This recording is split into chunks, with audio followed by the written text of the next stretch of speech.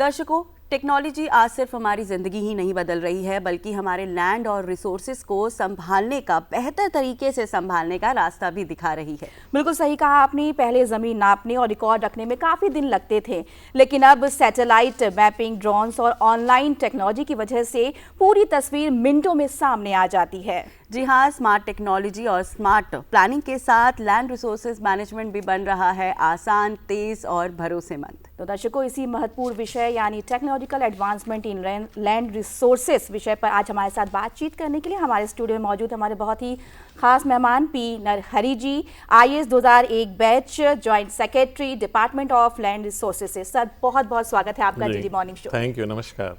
बहुत बहुत स्वागत है सर आपका डीडी मॉर्निंग शो में। तो आज हम लैंड रिसोर्सेज मैनेजमेंट की बात करें, तो सबसे पहले तो यही जानना चाहेंगे कि हमारे देश में लैंड रिसोर्सेज मैनेजमेंट का पर्पस क्या है और ये इतना ज़रूरी क्यों माना गया है?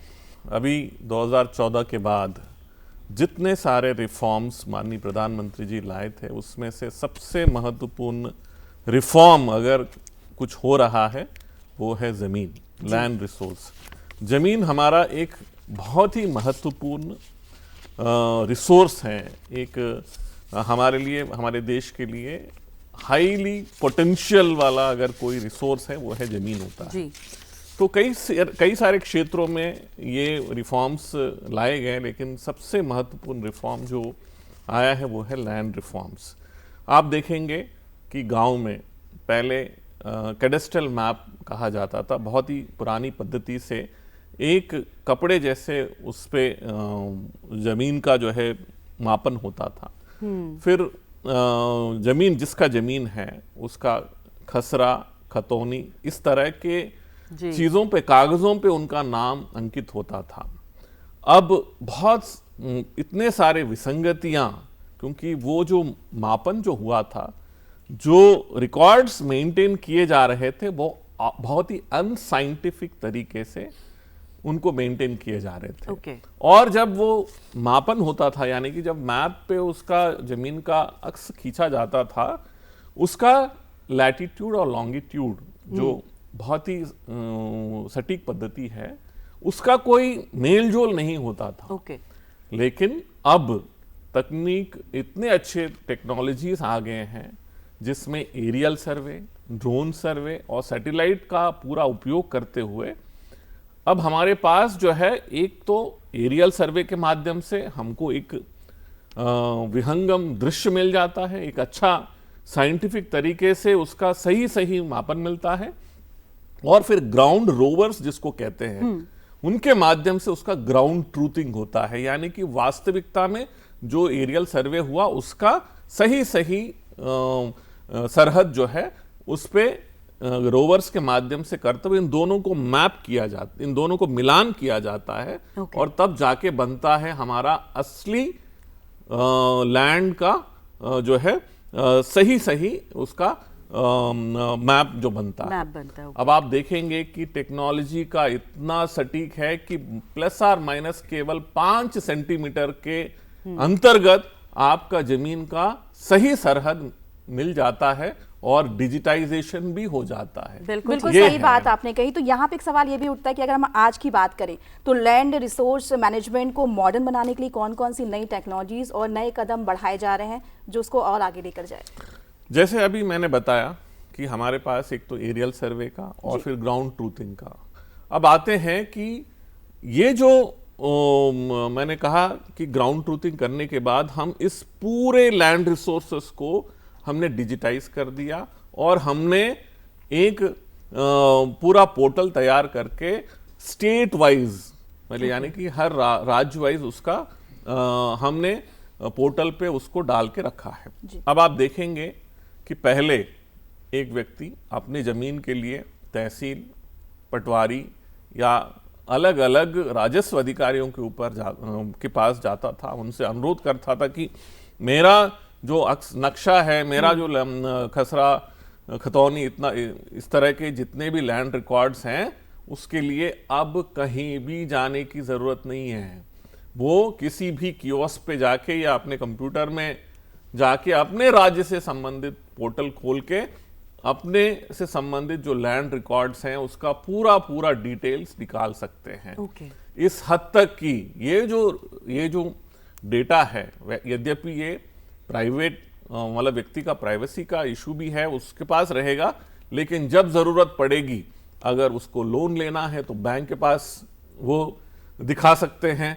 अगर उसमें कोई तब्दीलियां, म्यूटेशन, इस तरह के कुछ भी चीजें होते हैं वो अवेलेबल करा सकते हैं। अगर किसी कोर्ट कचहरी में कोई समस्या है वो कोर्ट्स में जो है वो पूरा का पूरा डेटा दिख सकता है। इस तरह से नए टेक्नोलॉजी का उपयोग करते हुए पूरे लैंड रिसोर्सेस को आवश्यकतानुसार उपलब्ध कराने की दृष्टि से व्यवस्था बनाई गई है। बिल्कुल। तो सर आपने यहाँ पे डिजिटल रिकॉर्ड्स की बात की हमने, और हम बात भी कर रहे हैं, तो डिजिटल लैंड रिकॉर्ड्स की अगर हम बात करते हैं तो ये गांव के एडमिनिस्ट्रेशन और किसानों की जिंदगी में किस तरह के बड़े बदलाव लेके आएगा? बहुत अच्छा प्रश्न आपने किया है। देखिए, किसान के लिए सबसे बड़ा, अगर उसके पास कोई पूंजी है, कोई चीज उपलब्ध है, वो है जमीन जी। किसान को अपना खेती किसानी करने के लिए अपने उसके लिए बैंक के पास जो है अगर उन्हें लोन लेने की आवश्यकता पड़ती है या फिर इंश्योरेंस इत्यादि कंपनीज के पास जाने के लिए वो अपना जमीन से संबंधित कागजात जो है दिखाने की आवश्यकता पड़ती है। ये सब चीजें जो है करने के लिए पहले ऐसा होता था कि वो जमीन से संबंधित कागजात जो है वो लेके जाना और फिर उससे संबंधित जो एक कंबरसम प्रोसेस है उससे गुजरना पड़ता था। वो अक्सर ये करता था कि किसी मनी लेंडर, जो सूद देने वाले जो व्यक्ति उनके पास चला जाता था, फिर वहां अपना जमीन गिरवी रख के फंस जाता था। अब ये सब करने की जरूरत नहीं है। अब बैंक्स जो है, जो हमने लैंड रिकॉर्ड्स तैयार किया है वो, जैसे अभी मैंने कहा कि वो पूरा ऑनलाइन बैंक के पोर्टल पर भी इनके अनुमति से पूरा उपलब्ध हो जाता है। और फिर इतने आसानी से आपको, चाहे इंश्योरेंस से संबंधित हो, चाहे आपका लोन से संबंधित हो, या फिर आपकी जमीन को जो है से संबंधित कागजात रख के आपको कुछ और गतिविधियां भी आपको करने की आवश्यकता है, ये तमाम चीजें किसान के लिए आज के तारीख में, यानी कि अपने इनपुट कॉस्ट के लिए जो आवश्यक राशि की आवश्यकता है, वो सब चीजें आज बहुत ही आसानी से इन लैंड रिकॉर्ड्स के माध्यम से मिल जाता है। यहां तक कि फर्टिलाइजर्स हो, सीड्स हो, या फिर इतर जो चीजें हैं, ये सब एक लैंड स्टैक करके एक सिस्टम तैयार किया गया है। उसके माध्यम से किसान को जो है ये तमाम चीजें उपलब्ध हो जाएंगी। बिल्कुल। एडवांस टेक्नोलॉजी की बात कर रहे हैं हम सर, तो लैंड मैनेजमेंट की बात करें तो इसमें किस तरीके से जीआईएस मैपिंग, ड्रोन और सैटेलाइट टेक्नोलॉजी हमारी मदद कर रही है? जैसे अभी मैंने बताया है कि पहले के ज़माने में ये तमाम चीज़ें नहीं होती थी। पहले जो है कहीं मेड़, कहीं पेड़, कहीं रास्ता, कहीं कोई नदी नाला, ये तमाम चीज़ें जो है सरहद होते थे, और उसको दृष्टिगत रखते हुए मतलब कोऑर्डिनेट्स जिसको हम बोलते हैं या फिर सरहद बोलते हैं, या फिर वो तय हो जाते थे। अब हमारे पास सैटेलाइट्स हैं। भारत सरकार ने कई सारे ऐसे सैटेलाइट्स केवल और केवल इन गतिविधियों के लिए जो है अपने सैटेलाइट्स के ऊपर भेजा है। इसके अलावा आज हमको किसी भी जगह का कोऑर्डिनेट, जब मैं बोलता हूँ लैटिट्यूड लॉन्गिट्यूड की बात हम करते हैं, ये बहुत सटीक होता है। इसका जो है जब हम लैंड रोवर्स के माध्यम से हम किसी पॉइंट को फिक्स करने की बात करेंगे, आज हमारे पास 15-20 तक सैटेलाइट एक साथ उपलब्ध हो जाते हैं जो हमें बहुत ही सटीक पॉइंट्स हमें उपलब्ध कराते हैं। इसलिए एक तो एरियल सर्वे और फिर ग्राउंड ट्रूथिंग जो हम रोवर्स बोलते हैं, इनके माध्यम से इतना अच्छा सिस्टम लैंड रिकॉर्ड्स को जो है बहुत ही सटीक और सही बनाने के लिए आज हमारे पास टेक्नोलॉजी आ गया है। सर अक्सर हम सुनते हैं कि लैंड डिस्प्यूट हो गया या किसी ने इलीगल तरीके से लैंड पर कब्जा कर लिया, तो हम क्या कहें कि जो टेक्नोलॉजी है, क्या इनसे अब इन चीज़ों से बचने में आसानी हुई है? बहुत सही, आपने अच्छा प्रश्न किया है। देखिए, एक अनुमान के मुताबिक आज हमारे यहाँ पूरे देश भर के न्यायालयों में जो केसेस हैं उसमें लगभग 60% से अधिक जो केसेस हैं वो जमीन से संबंधित विवाद है। वो क्यों है? वो इसलिए है कि हमारे जो लैंड रिकॉर्ड्स हैं अपने आप में परफेक्ट नहीं होना। हमारे लैंड रिकॉर्ड्स, वो जो जमीनें हैं, जैसे मैंने कहा है कि जमीन का जो सरहदें हैं वो सही तरीके से उनका मापन नहीं होना, उनका मतलब मानचित्र, मतलब जो मैप्स हैं, मैप्स के ऊपर जो है उसको चित्र बनाना, या फिर जो है एक ही जमीन को कई लोगों ने बेचा खरीदा, ये तमाम जितने भी विषय है वो अब इस डिजिटाइजेशन के माध्यम से, ये मॉडर्नाइजेशन प्रोग्राम भारत सरकार ने टेकअप किया है, इसके माध्यम से ये पूरे जितने भी कोर्ट कचहरी से संबंधित विषय है पूरे के पूरे समाप्त होने की संभावना है। Okay, great. बिल्कुल। तो ऐसे में एक सवाल ये है कि हम रूरल एरियाज़ की बात करें तो वहाँ पे लैंड रिसोर्सेज का इस्तेमाल बेहतर तरीके से हो सके, इसके लिए गवर्नमेंट जो है वो कौन कौन सी मेजर स्कीम वहाँ पर उसके लिए चल रही हैं, उनके थ्रू चलाई जा रही हैं गवर्नमेंट के? आज हम देखेंगे कि सबसे महत्वपूर्ण कार्यक्रम एक तो ये लैंड रिकॉर्ड्स का जो है डिजिटाइजेशन और मॉडर्नाइजेशन, एक बहुत अच्छा कार्यक्रम इसी के माध्यम से कि आज हर लैंड पार्सल का एक यूनिक आइडेंटिटी नंबर दिया जा रहा है। वो एक यूनिक आइडेंटिटी नंबर पूरे भारतवर्ष के लिए एक लैंड पार्सल का एक ही नंबर होगा। जिस तरह से अपने पास आधार है वैसे ही एक माना जा सकता है ये भू आधार है। और इस अल्पिन जिसको हम कहते हैं, एक यूनिक आइडेंटिटी नंबर के माध्यम से आप अपने जमीन का, चाहे बैंक्स में हो, चाहे इंश्योरेंस में हो, या फिर कोर्ट्स में हो, कहीं पर भी उस यूनिक आइडेंटिटी के नंबर के माध्यम से अपना जमीन का जो है आप आइडेंटिटी क्रिएट हो गया, यूज भी कर सकते हैं। इसके अलावा हम एक नक्शा करके एक प्रोग्राम अभी चल रहा है जो नगरीय क्षेत्रों में है।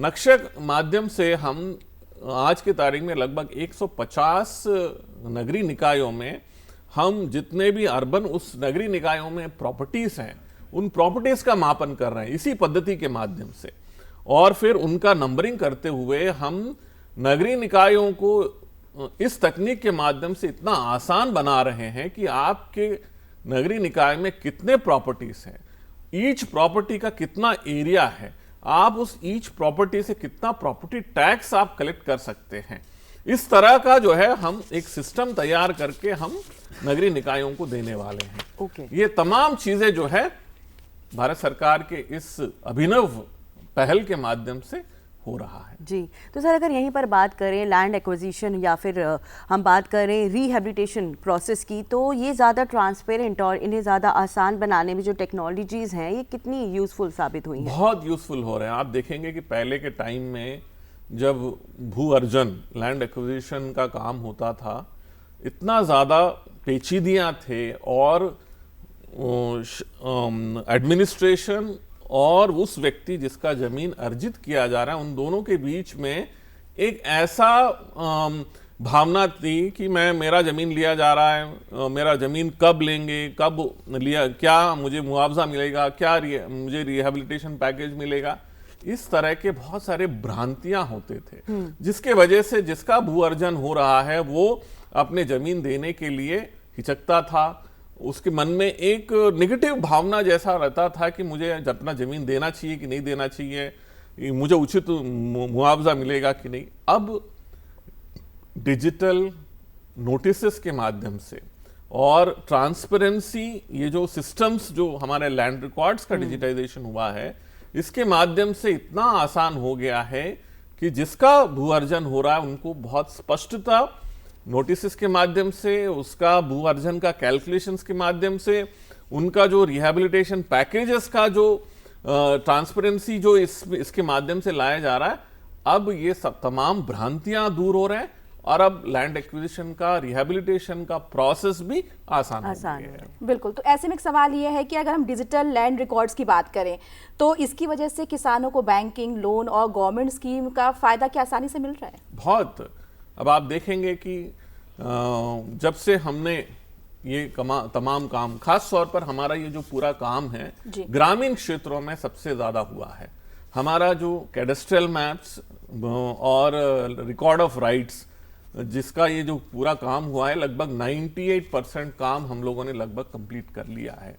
तो आज के तारीख में हम इस कार्यक्रम के माध्यम से भी हम किसानों से अनुरोध करेंगे कि कृपया कर, मतलब जो जमीन धारक है उनसे अनुरोध करेंगे, कृपया कर आप किसी भी मनी लेंडर के पास या सूदखोर के पास जाने की आवश्यकता नहीं है।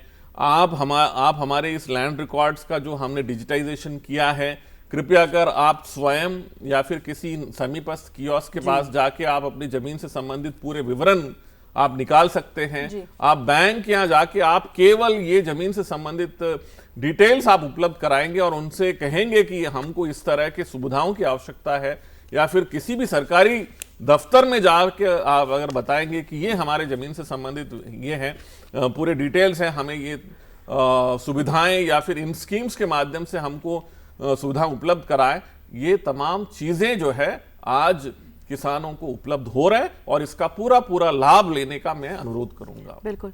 तो सर अक्सर मतलब हम ये देख ही रहे हैं कि जिस तरह से क्लाइमेट चेंज हो रहा है और जिस तरह से जो नेचुरल रिसोर्सेज हैं हमारे वो कम होते जा रहे हैं, तो इस तरह से अगर हम बात करें तो जो लैंड मैनेजमेंट है उसके चैलेंजेस जो हैं वो किस तरह से बढ़ जाते हैं? देखिए,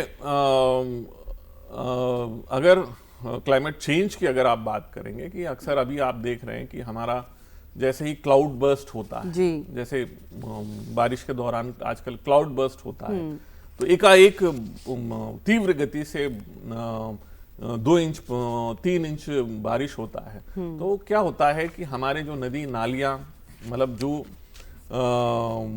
उसमें जिस तादाद में पानी आता है, जिस तादाद में जो है बाढ़ की स्थितियां बनती हैं, उससे ये होता है कि हमारे जो ओरिजिनल जो उसके जो सरहदों का स्वरूप है वो अपने आप में जो है इतना तुरंत बदल जाता है।